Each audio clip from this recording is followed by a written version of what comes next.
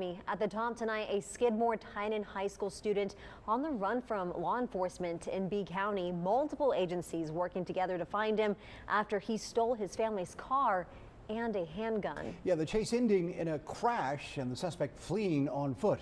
Our Brandon Schaff joins us in studio with the latest details. Brandon? Hey, good evening, Leslie and Rudy. Well, this happened early this morning when the high school student was reported missing with that car and gun. Beeville police saw the car, but the driver tried to get away before he could be pulled over and hasn't been seen since. They attempted to stop it and the vehicle fled at a high rate of speed and lost control and wound up crashing through one of the abandoned buildings. The car not just crashing into the building. Beeville County Sheriff Patrol Sergeant Adrian Zermano explaining that it went through the building, leaving behind severe damage. When officers tried to apprehend the Skidmore-Tynan High School student, he had already run from the crash site. Zermano urges people to be cautious and call them if they see anything suspicious. If you see them, don't approach. We're still basing our information that he did leave and he was armed. The Beeville and Skidmore-Tynan ISDs taking to social media to explain that while they did not go into a lockdown, all campuses remained on high alert with security measures in place.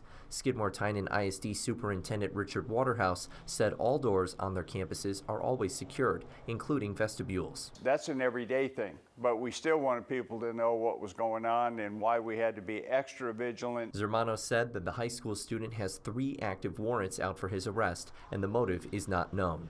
The chase lasted several blocks from the moment that he was spotted in Beeville.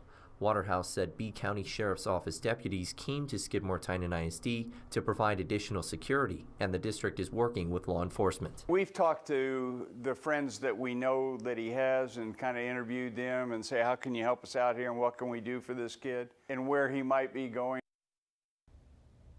Now, police are urging the high school student's parents to make contact with him to turn himself in, and they hope to bring him in safely. And if anyone has any information on where he is tonight, they can contact B County Sheriff's Office at 361-362-3221. Leslie, Rudy. All right, thank you, Brandon. This week, Corpus Christi City Council approved having armed security at city-run libraries. 3 News learned the initiative will cost the city around $300,000 a year. However, not every council member agreed on this issue. Our Josh Maxwell caught up with 2 council members on opposing ends of this matter. He joins us live in studio with that report. Josh? Deciding who should be armed has been a divisive issue that's played center stage across the country. But here locally, the 2 councilmen I spoke with say that there are things to consider on both sides.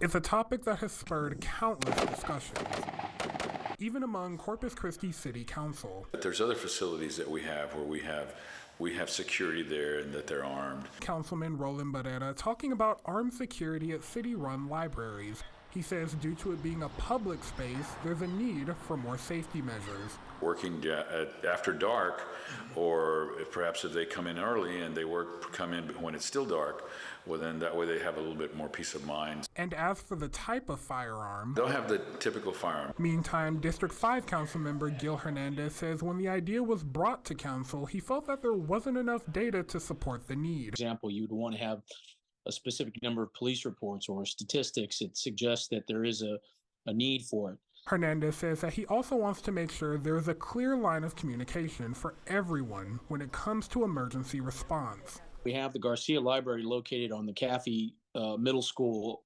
grounds, and then we also have a library on the Flower Bluff School grounds. There has to be at least information shared about what's going to happen, what's going to transpire.